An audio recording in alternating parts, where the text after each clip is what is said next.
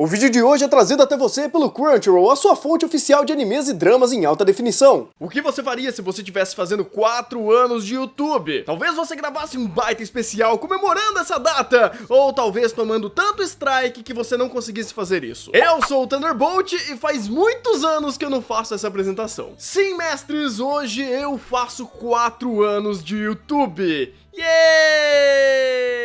Que coisa, não? Eu não sei como eu consegui sobreviver a tanto tempo assim, e só explicando um pouquinho mais como eu comecei. Eu não comecei junto com a LBTV, eu comecei num outro canal chamado Thunder Review, que eu acabei meio que abandonando pra vir aqui pra LBTV e fazer todos os meus esforços por todos esses anos. Eu nunca gravei de fato um vídeo especial por fazer mais um ano de YouTube.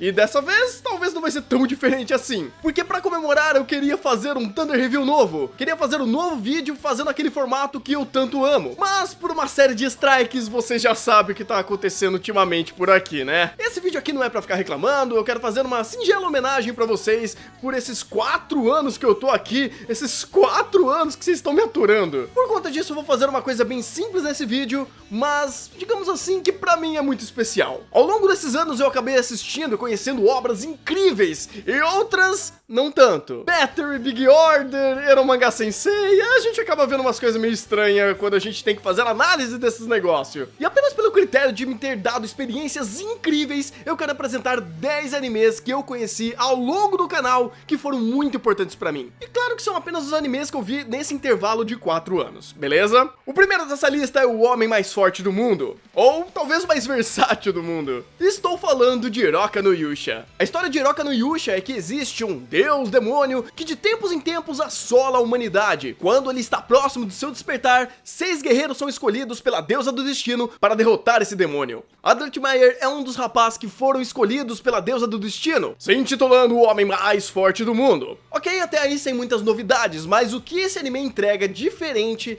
é que ele começa com a jornada do herói e dá um twist muito louco no meio. Sem dar spoilers, explicando um pouco mais do anime, existe um 7º guerreiro, existe um suposto impostor no meio deles. E basicamente na metade do anime, onde até então era um anime de aventura, derrotando demônios, ajudando pessoas, ele se torna um anime muito mais sobre investigação, vamos dizer assim, porque os 7 heróis eles se encontram em uma situação que eles começam a duvidar um do outro, aí vira um jogo psicológico ali no meio, e é simplesmente incrível. Eu simplesmente adorei os personagens, o Adlet em específico, mas todos ali são interessantes. Menos o Goldoff, porque ninguém liga pra ele. Esse anime tem vários elementos que eu simplesmente adoro muito. Uma jornada de aventura, um bom protagonista. Ele sabe utilizar a maioria desses personagens naquele momento da história. Eu simplesmente amo Hiroka no Yusha e eu assisti recentemente dublado. Que bem existiu toda essa discussão sobre dublagens recentemente, que isso daqui eu vou falar num vídeo posterior. E resumindo, Hiroka no Yusha é um anime super especial pra mim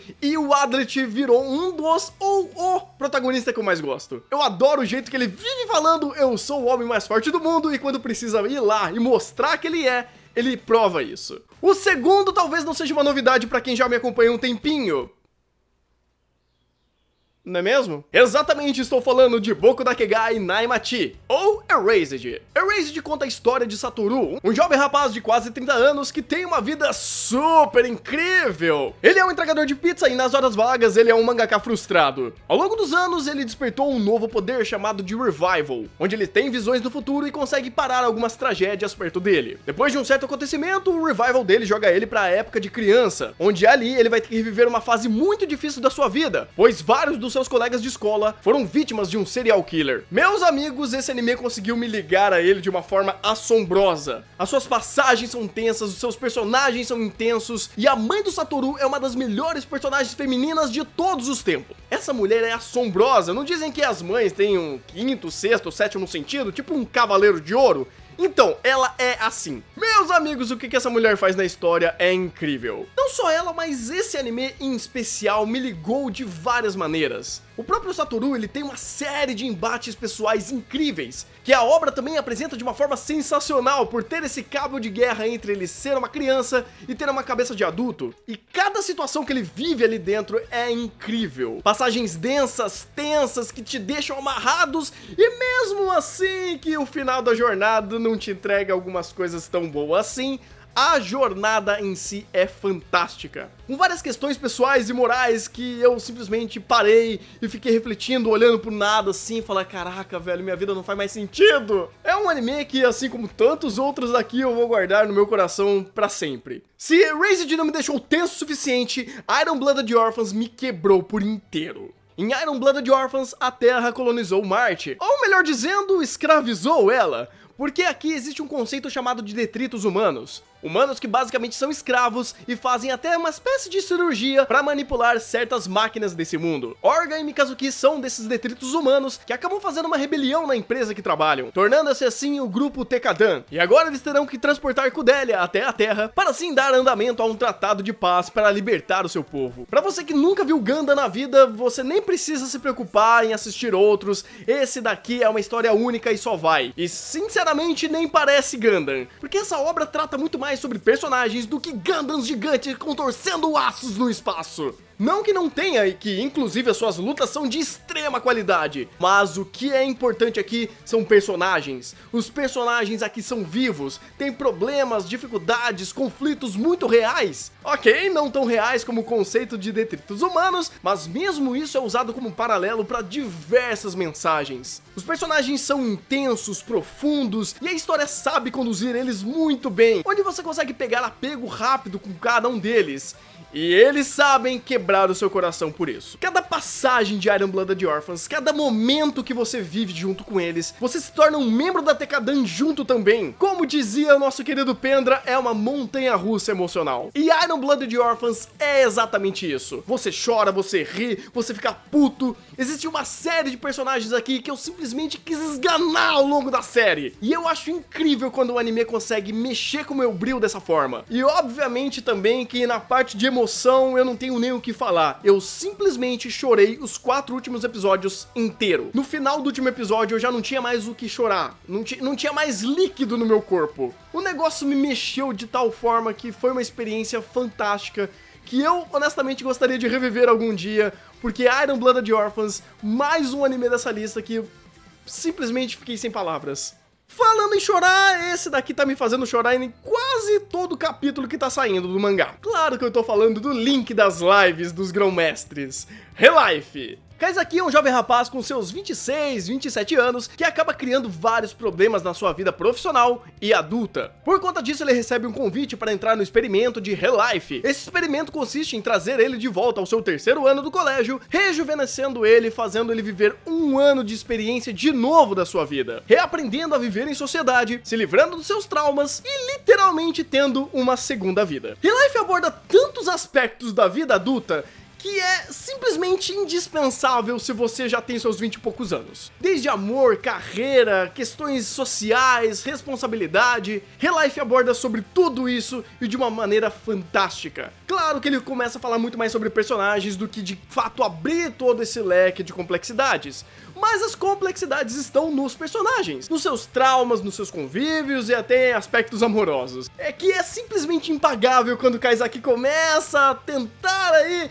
entrar naquele convívio social dos alunos, e ele tem isso na cabeça dele que ele é muito mais velho, então tem muitos momentos super divertidos e super reflexivos nisso. Acontece, sim, que infelizmente o anime não termina. Ele termina com um final que mostra uma informação que quebra totalmente a cabeça e você fala E essa é uma das poucas obras que eu terminei de ver o anime e eu já fui direto pro mangá. E meu amigo, eu tô sofrendo a cada capítulo. A parte boa é que é o seguinte, o final de Relife ele tá previsto aí pra março, abril, por aí, não lembro exatamente. E o mangá, ele é web novel. Então ele é diferente da publicação normal dos mangás. Ele é todo colorido, bonito, é basicamente o anime em formato de mangá. Tanto que os próprios traços são muito parecidos e a experiência dos dois se assimila muito. Então se você quiser também acompanhar Relife, termina o anime e vai direto pro mangá, no mesmo momento. Porque dali a história só sobe, meu amigo.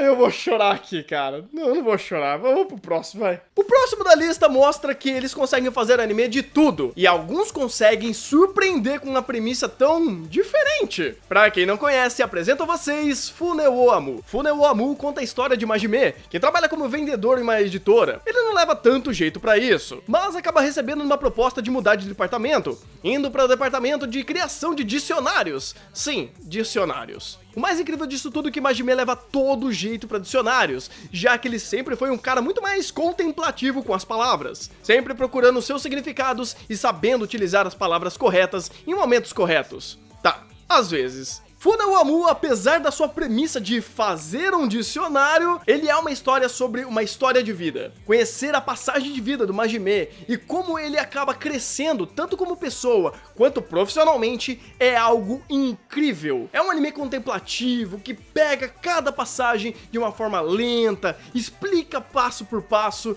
e entrega pra vocês uma experiência incrível, colocando até de uma forma super interessante como é a criação de um dicionário. Eu não acho que muitos de vocês já tenham se questionado sobre isso. E até isso daqui nesse anime é incrível. A forma que esses personagens são orgânicos, como eles lidam com os seus problemas, é muito real. Tudo aqui é vivo. Tudo aqui é imersivo. Se você gosta do Slice of Life puro e sincero, é Funeo Amu pra vocês. Mudando de pato pra ganso, mas ainda assim sendo uma coisa super bizarra, que tal um professor alienígena que quer destruir a Terra? Exatamente! Assassination Classroom. A sinopse de Assassination Classroom é simplesmente estranha. Temos um alienígena polvo com superpoderes que quer destruir a Terra. Ao invés dele simplesmente destruir a Terra, ele dá uma chance para a humanidade. Ele vai ser professor de uma sala de aula completamente marginalizada. E esses alunos vão aprender tanto sobre matérias de escola como assassinatos, porque eles vão ter um ano para destruir o seu professor. Falando assim, parece a coisa mais absurda do mundo e até mais pesada também.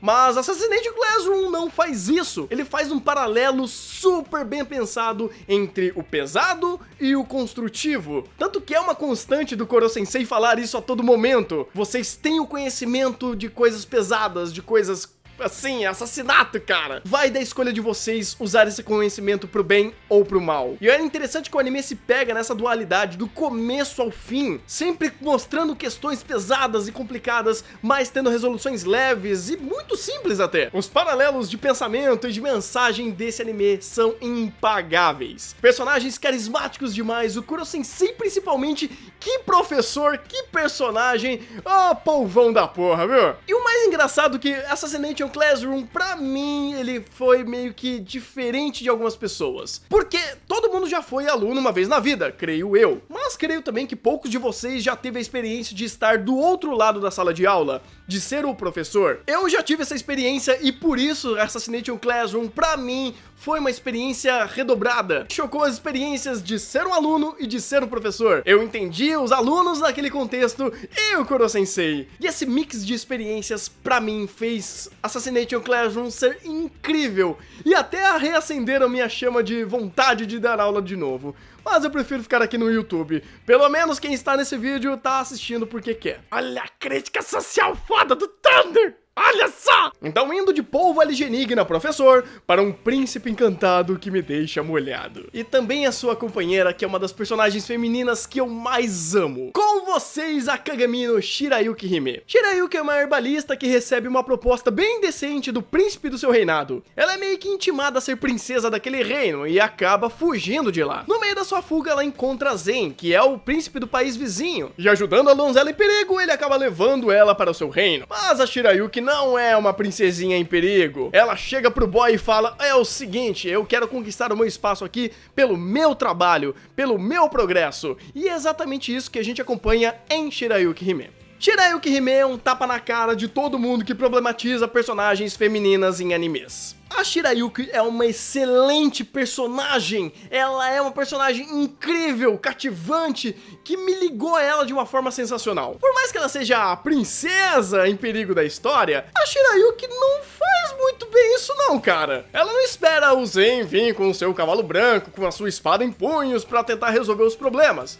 Claro que ela não é uma lutadora, então ela não consegue resolver as coisas na base da porrada. Mas em momento nenhum ela deixa de arregaçar as mangas e ir lá e resolver o problema. Ou pelo menos metade dele. Cara, como esse casal é fofo. Zen e Shirayuki é a coisa mais linda do mundo, cara. Mais linda. A Shirayuki é uma mulher incrível. O Zen é um personagem incrível também. Que, meu Deus, que príncipe da porra, velho. Que principão da porra. São dois personagens que, acima de tudo, são extremamente bem feitos. E tem uma narrativa muito positiva até, Shirayuki Hime. Mas é uma obra que com certeza eu amei. E o próximo anime, ele tinha tudo, absolutamente tudo pra eu não gostar dele. Mas, plot twist!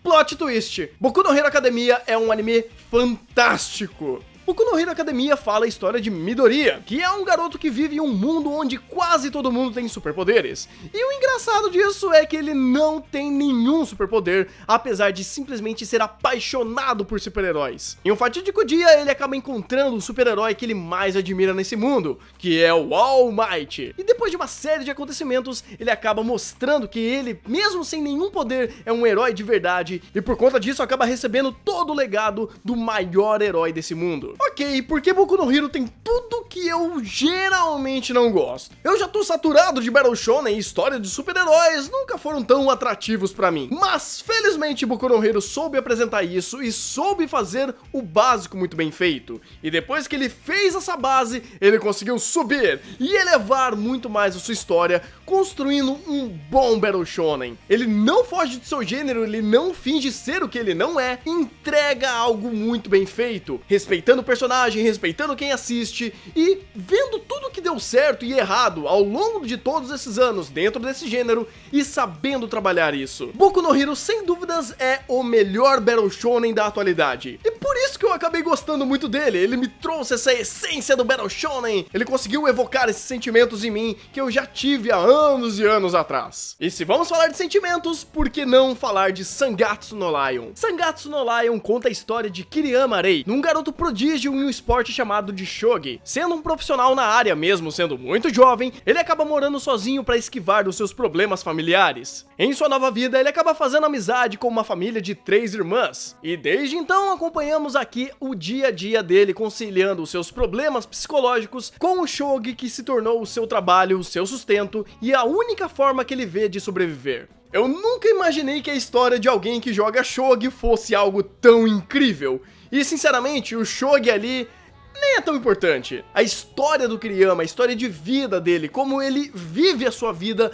é super interessante. Não só ele, mas tantos outros personagens que existem nessa obra. As 3 irmãs, os conflitos que elas têm e as dificuldades que elas têm, por exemplo, da Akari ter que ser a mãe das 3, mesmo muito jovem. A Rina tendo, bem, algumas dificuldades que eu não posso dar spoiler que tá acontecendo recentemente na obra. A Momo, que é uma coisa fofinha. O Shimada, que aparece mais pra frente, que é um cara incrível também. Sangatsu no Lion tem um cast de personagens super interessantes, que mesmo dentro dessa premissa do shogi, ainda existe uma série de assuntos que ele acaba abordando por conta disso. Você não precisa necessariamente conhecer shogi, e a obra nem te pune por você não saber isso, já que nem tudo aqui acontece por e para o shogi, usando geralmente ele pra contexto, pra apresentar personagens e pra mostrar uma faceta da vida do rei. E não só ele, mas outros personagens ao longo do tempo começam a apresentar outras características, outros conflitos, como por exemplo, recentemente a história está abordando sobre bullying, e é algo fantástico. É uma série de questões, reflexões, conflitos que o anime entrega de bandeja pra gente de uma forma fantástica, porque a animação daquilo é fenomenal. E por último, e não menos importante, até que recentemente conseguiu me conquistar muito fácil, foi Made in Abyss. Em Made in Abyss conhecemos Ariko, que é uma jovem garota que anseia ser como sua mãe, uma exploradora do abismo, já que a sua cidade beira um abismo muito perigoso, cheio de mistérios, relíquias e monstros assustadores. A sua mãe está como desaparecida até então. Em meio ao seu treinamento, ela acaba conhecendo um garoto chamado Reg, que possui partes mecânicas em seu corpo e traz com ele uma série de mistérios que provavelmente ligue até a sua mãe. Com muita irresponsabilidade, esses dois partem direto pro abismo, para uma jornada que talvez não tenha volta. Made in Abyss é uma daquelas obras que respeita muito bem a jornada, que respeita muito bem o mundo de fantasia e o quão rico e incrível ele consegue ser. Claro que contando com uma produção simplesmente insana. Se você gosta de uma boa animação, de uma boa trilha sonora, de uma boa composição como um todo, Made in Abyss te entrega isso e você simplesmente fica embasbacado. A ponto do próprio Reg, quando ele mexe as mãozinhas dele, faz barulho. Tudo é tão vivo que parece que você está ali dentro da cena, é um sentimento inexplicável. Apenas assista e veja. Logo nos primeiros minutos do primeiro episódio, ele já entrega toda a sua grandeza e você entra naquele mundo, você imerge o abismo junto com eles. Sem contar que a jornada também é algo fantástica, te envolve em emoções, te envolve em preocupações, te envolve em vários sentimentos. Porque pensa só, são duas crianças entrando num mundo super perigoso. Existe uma série de mitos e conceitos nesse abismo que torna ele algo super assustador. E o contraste dessas crianças que levam tudo a vida de uma forma muito pura e até inocente, enfrentando o abismo, é algo fantástico. E Made in Abyss tem uma cena mais pro final que é simplesmente chocante. É uma cena que eu não consegui assistir, caiu minha pressão, eu fiquei ruim, eu falei, mano, não faz isso. E eu vou dar um extra aqui também, porque eu acabei conhecendo uma das obras-primas do mundo dos animes, que talvez não tenha sido tão forte sentimentalmente pra mim, mas é uma obra-prima. Tá bom, quebrando a regra aqui, ok. E eu vou falar bem por cima dele, que é o Showa Genroku Rakugo Shinju. Talvez desses 10 aqui que eu tenha apresentado, emocionalmente ele não tenha sido tão forte, mas o Rakugo me mostrou como se faz um anime tecnicamente quase impecável. Ele é de uma produção tão bem feita e tão bem amarrada que é insano. Se geralmente a gente olha pra Fullmetal Alchemist e não consegue ver erro naquilo, Rakugo consegue fazer aquilo num nível tão insano quanto. Então, esses daqui foram os meus 10 animes, 11 animes, que de alguma forma me impactaram, mudaram a minha vida, e eu só consegui assistir, ou acabei conhecendo, graças ao canal, graças à LBTV, graças a esse trabalho que eu faço pra vocês. Provavelmente, se eu não viesse aqui pro YouTube, talvez eu não teria o mesmo contato que eu tive com elas, ou o mesmo empenho que eu tive em assistir todos esses animes e de alguma forma trazer esses animes pra vocês. Eu fiz análise de cada um desses animes, eu vou deixar aqui na descrição, tá? Mas esse vídeo não era pra fazer uma espécie de análise, apenas mostrar essas obras e o quanto elas são especiais pra mim. E não só esses animes são especiais pra mim, mas todos vocês. Todos vocês que durante esses 4 anos me aturaram, aguentaram minhas piadas ruins, quiseram arrancar o pescoço quando eu falava mal de algum anime que você gosta. Tudo isso eu realmente tenho que agradecer a vocês. E especialmente também os grão-mestres, que se não fosse por eles, provavelmente o canal não estaria do jeito que está hoje. Talvez eu não conseguisse trabalhar só com o YouTube se não tivesse o Padrim pra ajudar a gente. Então eu realmente fico muito feliz por todos vocês que ajudam o canal, que acompanham, que dão suas críticas, que compartilham, que dão like, que estão aqui com a gente. E que esse ano de 2018 a gente possa produzir muito mais e muito melhor pra vocês. Então, muito obrigado pela presença de todos, valeu por esses 4 anos e um bom anime e até o próximo Thunder Review! Não, pera.